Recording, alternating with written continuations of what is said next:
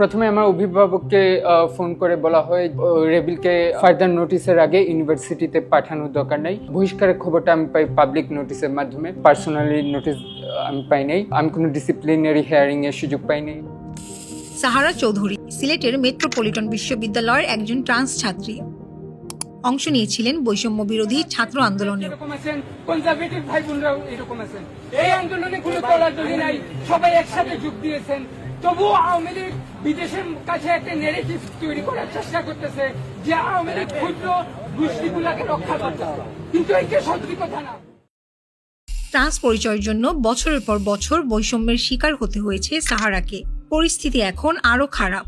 এর মধ্যে ভিন্ন লিঙ্গ বৈচিত্র্যের মানুষের অধিকারের জন্য 92 পৃষ্ঠার একটি ইশতেহার প্রকাশ করেছেন তিনি। এঁকেছেন দুটি বিতর্কিত ক্যারিক্যাচারও। আগস্ট মাসে বিশ্ববিদ্যালয় তাকে বহিষ্কার করে।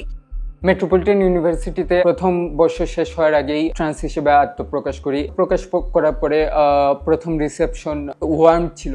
আমাকে ফ্যাকাল্টির মানুষই বলেছিলেন যে মেয়েদের রেস্টরুম ব্যবহার করতে, আমি সেটা করি। তারপর আমার ব্যাপারে কুৎসা রটানো হয়। ধীরে ধীরে প্রতিকূল হয়ে ওঠে পরিবেশ। কেবল ট্রান্স পরিচয় নয়, বরং ক্লাস টপার হওয়ার কারণেও এমন পরিস্থিতির সৃষ্টি হয়েছে বলে দাবি সাহারার। 2024 সালের জানুয়ারিতে পাঠ্যপুস্তকে সমকামিতা সম্পর্কিত শরীফা বিতর্কের পর প্রতিকূলতা আরও বেড়েছে জানান তিনি। শিলা চাকমা একজন বাংলাদেশি ট্রান্সজেন্ডার নারী, যাকে হত্যা করা হয় কয়েক মাস আগে, এবং সিরিয়ান আর্মি দ্বারা হত্যাকৃত ট্রান্সজেন্ডার নারীদের ভিডিও ইউনিভার্সিটির একটি স্টুডেন্ট গ্রুপ চ্যাটে শেয়ার করে স্টুডেন্টরা আনন্দ ফুর্তি করতেছিল।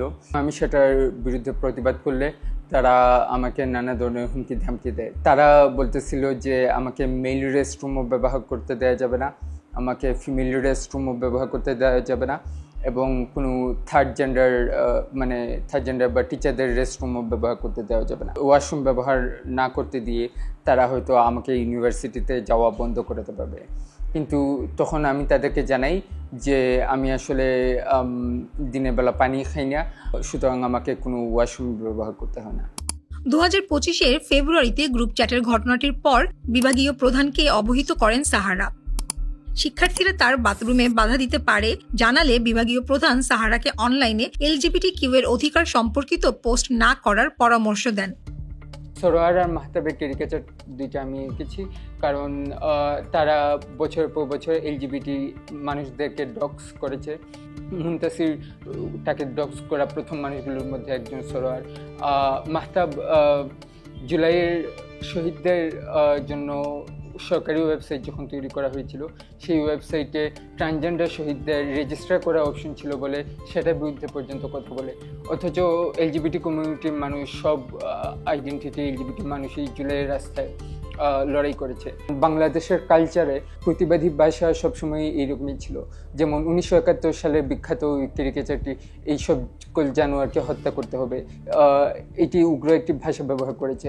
আমরা যদি দেখি জুলাইয়ের সময় আওয়ামী লীগ ও হাসিনার বিরুদ্ধে নানাবিধ ক্যারিকেচারে এই ধরনের ভাষা ব্যবহার করা হয়েছে। আমি পার্সোনালি মনে করি না যে আমার এটা স্যাটায়ারের পরিসরের বাইরে পড়ে। এদিকে সমকামিতার বিরুদ্ধে, বিশেষ করে ট্রান্সদের বিরুদ্ধে সামাজিক যোগাযোগ মাধ্যমে পোস্ট করে LGBTQদের জীবন হুমকিতে ফেলে দিচ্ছেন কিনা সরোয়ার হোসেন এবং আসিফ মাহতাব উৎসকে এই প্রশ্নটি করেছিল নেত্র নিউজ। আমি তো এটা ক্লিয়ারলি স্টেট করে দেই যে আমাদের সচেতনতা কোনো ব্যক্তি কেন্দ্রিক না, এবং এইটা কেউ যেন মব না করে, যেহেতু এটা বাংলাদেশের আইনে এখনো নিষিদ্ধ। আইন প্রয়োগকারী সংস্থা তারা এটা হ্যান্ডেল করবে। শিক্ষক হিসাবে it's my responsibility to make awareness. বাংলাদেশের যে পলিসিগুলো যেন আমাদের সোসাইটি, সামাজিক এবং ধর্মীয় মূল্যবোধকে অ্যাড্রেস করে। এই কারণে এখন ধরেন আমি যদি ড্রাগ এডিকশন নিয়ে বলি, তারপর কিশোর গ্যাং নিয়ে যদি সচেতনতা করি, এখন যারা কিশোর গ্যাং এর সাথে ইনভলভ তারা তো মন খারাপ করতে পারে। এখন ওটা তো ধরলে তো তাহলে তো কোনো কথাই বলা যাবে না। ট্রান্স কমিউনিটি এই টার্মটা বাংলা ভাষায় নাই। হ্যাঁ, যারা তারা এবং যারা যেটাকে তারা বলছে অধিকার, সেটা বাংলাদেশের আইনে অপরাধ। একটা ছেলে মেয়ের ড্রেস পরে মেয়েদের ওয়াশরুমে যাবে, দ্যাটস অলসো ইলিগাল। তো অবশ্যই আমি অবৈধ কাজের বিরোধিতা সবসময় করে আসছি, ভবিষ্যতেও করব। আইন বিশেষজ্ঞরা বলছেন, সামাজিক যোগাযোগ মাধ্যমে সহিংসতার আহ্বান জানিয়ে এ ধরনের ইশতেহার ও ক্যারিকেচার প্রকাশ দেশের বিদ্যমান আইনে অপরাধ। আবার শিক্ষা প্রতিষ্ঠানে কাউকে বহিষ্কারের সিদ্ধান্ত নিতে হলে যথাযথ আইনি প্রক্রিয়া অনুসরণ করার বাধ্যবাধকতা আছে বলেও জানান তারা। সাহারা চৌধুরীর ব্যাপারে বক্তব্য নেওয়ার জন্য নেত্র নিউজের পক্ষ থেকে যোগাযোগ করা হলে পুলিশকে অবগত করেছেন বলে জানিয়েছেন আসিফ মাহতাব উৎস ও সরওয়ার হোসেন।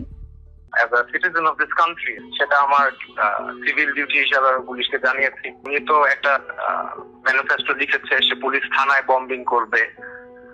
তিনি বলেছেন যে তিনি আমাদেরকে হত্যা করবেন এবং যারা তার বিরুদ্ধে যাবে তাদেরকে হত্যা করবেন। He is a terrorist. এখন একটা টেররিস্টকে এখন পর্যন্ত ধরা হচ্ছে না কেন, সেটা হচ্ছে আমাদের কোয়েশ্চেন। তো এখানে সে ইউনিভার্সিটি যাবে, এটা কি ধরনের অদ্ভুত কথা? মানে ইউনিভার্সিটি কি সিকিউরিটি রিস্ক নাই? হঠাৎ মনে হলো একটা ছবি আঁকলো, জিনিসটা তা না, এটা একটা বড় প্ল্যানেরই অংশ। ও স্টেটমেন্ট দেওয়ার পরে 162 জন বিবৃতি দিলেন। ওনারা হত্যার প্ররোচনার ঘটনাটাও উল্লেখ তো করেনি, বরং উল্টা দোষ দেওয়া হলো এবং অধিকারের প্রশ্ন আসলো। এটা কিন্তু বাংলাদেশের আইনে কিন্তু এখনো অপরাধ, মানে 377। তারা এটা ইস্যু করে ওইটার আরো অধিকার চাইলো, সেম সেক্স ম্যারেজ ইত্যাদি সবকিছু। ইশতেহারে এলজিবিটিকিউদের সাথে সহিংস আচরণকারী ব্যক্তিদের বিরুদ্ধে চরম ব্যবস্থা নেওয়ার কথা উল্লেখ করা হয়েছে। ক্ষেত্র বিশেষে তাদের হত্যার কথাও বলা হয়েছে। এলজিবিটিকিউ সম্প্রদায়ের কেউ ধর্ষণ বা পারিবারিক সহিংসতার শিকার হলে রাষ্ট্রের কাছে দাবি করা হয়েছে অভিযুক্তের শারীরিক শাস্তির। সেই সঙ্গে সাধারণ নাগরিকের মতো তাদেরও সকল মৌলিক অধিকার ভোগ এবং পারিবারিক সম্পর্ক বা বিয়ের অধিকার নিশ্চিতকরণের কথা বলা হয়েছে। বাস্তবায়িত না হলে বা কেউ বিরোধিতা করলে তাদের সাথে সহিংস আচরণের বৈধতাও দাবি করা হয়েছে ইশতেহারে। আমি আমার ম্যানিফেস্টোতে বলেছি, যদি পুলিশ এলজিবিটি কমিউনিটির মানুষদেরকে কেবলমাত্র এলজিবিটি হওয়ার কারণে অ্যারেস্ট করে, তাহলে আমি পুলিশের থানাতে বম্বিং করব। এবং এইটা সম্পর্কে আমার কোনো অনুশোচনা নেই। কোনো একটা ডেমোগ্রাফিককে শুধুমাত্র সেই ডেমোগ্রাফিকের অংশ হওয়ার কারণে গ্রেফতার করা হয়, তাহলে আমি মনে করি এটা আমার কর্তব্য সেটাকে ভায়োলেন্টলি রেজিস্ট করা। কাঠামোগতভাবে তো এলজিবিটিকিউ কমিউনিটিকে বৈষম্য করা হচ্ছে। একজন ট্রান্স সে তার পরিবার থেকে বিচ্যুত হচ্ছে, যৌন নির্যাতন বা যৌন সন্ত্রাসের শিকার হয়, সে থানা পুলিশ করেও কিন্তু ওখানে কিন্তু কোনো প্রতিকার পায় না, তাদের কথা বলতে দেওয়া হচ্ছে না। এই ঘৃণা ছড়ানোর কারণে মানুষজন যে তাদেরকে আরো খারাপ চোখে দেখে, তাদেরকে আরো চাকরি বাকরি দিতে চায় না, তাদেরকে বাসা ভাড়া দিতে চায় না, এগুলো তো এইসব ঘৃণা ছড়ানোর কারণেই তো হয়েছে। সাহারা ইশতেহার ও ক্যারিকেচার দুটোকে তীব্র হতাশার বহিঃপ্রকাশ বলে মনে করছেন ঢাকা বিশ্ববিদ্যালয়ের ক্লিনিক্যাল সাইকোলজি বিভাগের অধ্যাপক ডক্টর কামরুজ্জামান মজুমদার। মানুষ যখন সাফার করে সে নানানভাবে এটা কমিউনিকেট করে, তার ভাষায়, তার ল্যাঙ্গুয়েজে, তার মতো করে কমিউনিকেট করে। এই কমিউনিকেশনটাকে ইন্টারপ্রিট করা সবার জন্য সহজ না। একটা রিঅ্যাক্টিভিটির ব্যাপার আছে, যে রিঅ্যাকশন তৈরি হচ্ছে ভেতরে, হোপলেসনেস, হেল্পলেসনেস, ডেসপায়ার, এইগুলির একটা প্রকাশ করছে এইভাবে। তো মানুষ যখন ফিল করে যে আমি বন্দি ফিল করছি বা আমার রাইটটা পুরোপুরি এক্সাক্ট করতে পারছি না, তখন মানুষ এরকম আচরণগুলো করে। ইসলামকে যারা ধারণ করে, এবং এদেরই একটা গ্রুপ আবার আছে যারা এক্সট্রিম ফর্মে চলে যায়, এমন সিরিয়াসলি কমেন্ট করে যে অন্যের রাইটকে হ্যাম্পার করে হলে ইসলামকে এস্টাবলিশ করতে হবে। দুটোই কিন্তু একই সূত্রে গাঁথা। আসলে আমার কাছে লাগে আমাদের দেশের মানুষের মধ্যে সহিষ্ণুতাটা একটু বাড়াইতে হবে। ডক্টর নাজিয়া হক অনি, মানসিক স্বাস্থ্য বিষয়ক প্ল্যাটফর্ম সাইকনির প্রতিষ্ঠাতা, মনে করেন সাহারার অঙ্কিত এমন ক্যারিকেচার আসলে সাহারার মানসিক স্থিতিশীলতাকে প্রশ্নবিদ্ধ করছে। তার একজন মানুষ, মেয়ে হোক ছেলে হোক, তার একটা ইউনিভার্সিটিতে বা একটা এডুকেশনাল ইনস্টিটিউটে তার পড়াশোনা করার রাইট আছে।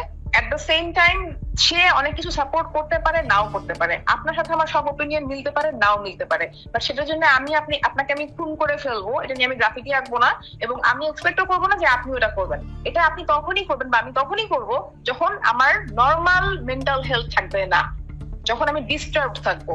সেটার জন্য আমার অবশ্যই সাইকোলজিক্যাল হেল্প নেওয়া দরকার। ইশতেহারটি এপ্রিল মাসে সোশ্যাল মিডিয়ায় প্রকাশিত হলেও আসিফ এবং সরওয়ারকে নিয়ে আঁকা ক্যারিকেচারগুলো ভাইরাল হয় 11ই আগস্ট। ক্যারিকেচারগুলো সোশ্যাল মিডিয়ায় পোস্ট করে দুজনকেই ট্যাগ করেছিলেন সাহারা। পরবর্তীতে বিনা নোটিশে 13ই আগস্ট তাকে বিশ্ববিদ্যালয় থেকে বহিষ্কারের খবর জানানো হয়। সাহারার দাবি, তিনি অনার্স শেষ বর্ষের ছাত্রী এবং বিশ্ববিদ্যালয় কর্তৃপক্ষ বহিষ্কারের ব্যাপারে তার সঙ্গে সরাসরি যোগাযোগ করেনি। যদিও বিশ্ববিদ্যালয়ের প্রক্টর শেখ আশরাফুর রহমান বলছেন ভিন্ন কথা। ইউনিভার্সিটি ডিউ প্রসেস ছাড়া একটা স্টুডেন্টকে কিভাবে এক্সপেল করে, তাকে যথেষ্ট অনেকবার তাকে সাবধান করা হয়েছিল, যেটার জন্য সাধারণ ছাত্রছাত্রীরা ইভেন তার ব্যাচমেটরাও এটা নিয়ে ভীত থাকতো। তার ক্যারি করা আর অনেক কিছু আমরা এভরি ডিটেলস সবকিছু আমরা কিন্তু ডিজিএফআই কে পাঠিয়েছি। ডিজিএফআই এর সঙ্গে আমার কথা হয়েছে, তারা আমাদের সব এভরি ডকুমেন্টে তারা স্যাটিসফাইড। আমরা প্রক্টোরিয়াল কমিটির মিটিং করেছি, ডিপার্টমেন্ট তাকে নিয়ে বারবার বসেছে, ওয়ার্নিং দিয়েছে, প্রক্টোরিয়াল কমিটি তাকে নিয়ে বসেছে। Last of all disciplinary committee, যেটা ইউনিভার্সিটির সর্বোচ্চ শৃঙ্খলা কমিটি, 13 তারিখে এই কমিটির সিদ্ধান্ত মোতাবেক তাকে আশু ইউনিভার্সিটির গ্রেভ কোনো ক্ষতির হাত থেকে রক্ষার জন্য এটা ছাড়া কোনো বিকল্প ছিল না, তাই ইউনিভার্সিটি তাকে এক্সপেল করেছে। তাকে আসলে সত্যি কথা অর্থে ট্রান্সজেন্ডার এই ইস্যুটা আসলে কোনো ম্যাটারই না। এটা যদি তার ব্যাচমেটরা, ক্লাসমেটরা, স্টুডেন্টরা যদি তাদের মধ্যে ভীতির সঞ্চার করে, তারা যদি এটা নিয়ে, এবং তারা কমপ্লেইন করেছে, রিটেন কমপ্লেইন করেছে যে তারা ক্লাস করতে ভয় পাচ্ছে, তারা মুভ করতে ভয় পাচ্ছে, এটার কারণেই তাকে আসলে এক্সপেল করা হয়েছে। একাধিকবার যোগাযোগ করেও নেত্র নিউজ মেট্রোপলিটন বিশ্ববিদ্যালয়ের কাছ থেকে কাউন্সেলিং কিংবা সতর্ক বার্তার কোনো নথি পায়নি। এছাড়া সাহারার ছাত্রত্ব ফিরে পাওয়ার সম্ভাবনা কতটুকু তাও নিশ্চিত করতে পারেনি কর্তৃপক্ষ। তবে প্রক্টর জানান, যথাযথ প্রক্রিয়া অনুসরণ করলে সাহারাকে ট্রান্সক্রিপ্ট প্রদান করা হবে। বিশ্ববিদ্যালয়গুলোকে পড়াশোনার মাঝপথে শিক্ষার্থীদের আজীবনের জন্য বহিষ্কার করতে পারে কিনা জানতে চেয়ে বাংলাদেশ বিশ্ববিদ্যালয় মঞ্জুরি কমিশন ইউজিসিকে ইমেল করা হয়।